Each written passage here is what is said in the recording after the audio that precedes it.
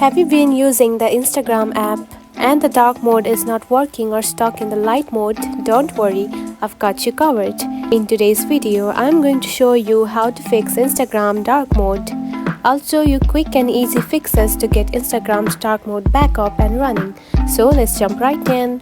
First of all, open your Instagram app, just like this. First, check if your phone's dark mode is turned on or turned off. For that, go to your settings, just like this. Then scroll down and here you can find the option of display and brightness. Now select it.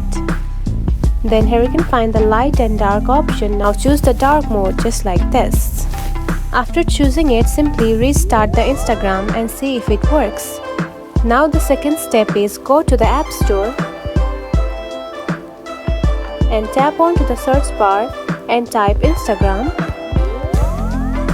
and search for it and tap onto Instagram just like this, and if there is update button, simply tap on it, and after doing it, restart the app and check again.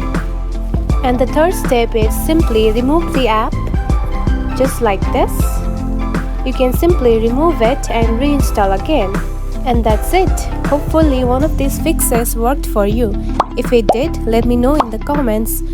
Don't forget to like and subscribe for more tips. Thanks for watching.